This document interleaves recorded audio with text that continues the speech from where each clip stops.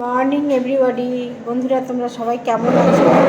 চলে আসলাম আজকে ব্লগ নিয়ে। দেখো সকাল সকাল ভাত রান্না হয়ে গেছে। আজকে যেহেতু মঙ্গলবার, আমার বাড়িতে নিরামিষ। সকাল সকাল ভাত রান্না হয়ে গেছে, সঙ্গে মুগের ডাল। দেখো মুগের ডাল হয়ে গেছে আর ভাত হয়ে গেছে, বুঝেছে? মঙ্গলবারে বজরংবলী ঠাকুরের নির্দেশ, মানে আমার মেয়ে খুব মানে, সেই জন্য নিরামিষ রান্না হয়। আর কোনো মাছ মাংস ডিম কিছু ধারে আসে না। এই দিন আমার ভীষণ ঝামেলা। এইদিকে এই যে কুমড়ো আলুর তরকারি বসিয়ে দিয়েছি, জল কষিয়ে নিলাম, খানিকক্ষণ কষিয়ে নিয়ে এবার জল দিয়ে দিলাম। নিরামিষ হবে, একটু আমি আলুটা বেশি ঘেঁটে না গেলে ভালো লাগে না, তার জন্য একটু বেশি পরিমাণে জল দিলাম। বাবা কি মশারে বাপরে! দিয়ে এবার এটাকে ঢেকে দিচ্ছি, ঢেকে দিলাম, একটু তাড়াতাড়ি হয়ে যাবে। আর এইদিকে দেখো আমার লাউর ঘন্ট, দুদিকে দুটো কড়াই বসে দিয়েছি লাউর ঘন্ট। লাউ শুধু আমার জন্য জাস্ট। আর মুগের ডাল ভাত হয়ে গেছে, আর বাকি আছে বেগুন ভাজা। বেগুন ভাজা হবে কি বেগুনি হবে, মেয়ে কলেজ থেকে বাড়ি আসলে তারপর সব কিছু বোঝা যাবে। যদি বেগুনি করে ওটু করে নেবে, আর যদি বেগুন ভাজা হয় তো সেটা আমার করে দিতে হবে। এই জন্য আমি তো চাইছি ও বেগুনি খাক, তাহলে আমার করা লাগবে না। এখন ওর মন না মতি, কলেজ থেকে আসলে দেখি কি করে। তারপর তো যে শুক্রবার হলে ও ভীষণ চাপ পড়ে যায়, কেন বলো তো? আমার খুব চাপ পড়ে যায় সকালবেলা উঠে টিফিন করতে হয়। শুক্রবার দিন ও পিএইচডি করছে, তো সেইখানে ক্লাস থাকে, সেই নিয়ে ওকে ভোরবেলা উঠে আমার টিফিন করে দিতে হয়, তার জন্য আমার খুব চাপ পড়ে যায়। এই দেখো লাউ ঘন্ট করছি, লাউর এটা কিন্তু ঘন্ট করছি। লাউটাকে ইয়ে করে নিয়েছি, তারপরে দেখো জিরে জিরে ভেজে রেখে দিয়েছি, দেখেছো? জিরে ভেজে রেখেছি, এই জিরেটাকে গুঁড়ো করবো। গুঁড়ো করে এর সাথে তোমার একটু চালের গুঁড়ো দেবো।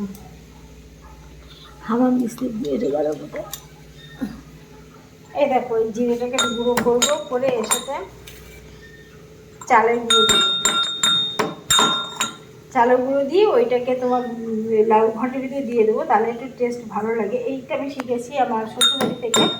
ওরা বেশিরভাগ চালের ঘন্ট করতে গেলে জিরের গুঁড়ো সঙ্গে চালের গুঁড়ো মিশিয়ে ঘন্টটা করে, বুঝেছো?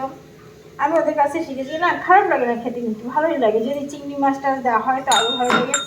কিন্তু আমি চিংড়ি মাছ তো আজকে মঙ্গলবার যেহেতু, আজকে আমার বাড়িতে মাছ মাংস ডিম কিছুই উঠবে না। আজকে আমার খুব ঝামেলা, জানো, খুব ঝামেলা।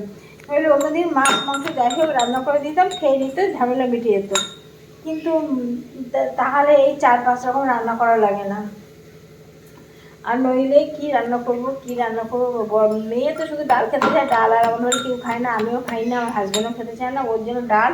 আর মুগের ডাল করতে গেলে তো প্রাণটা বেরিয়ে যায় গো বন্ধু। মুগের ডাল যে কত সময় লাগে, যে করে সেই জানে মুগের ডাল করতে কত সময় লাগে।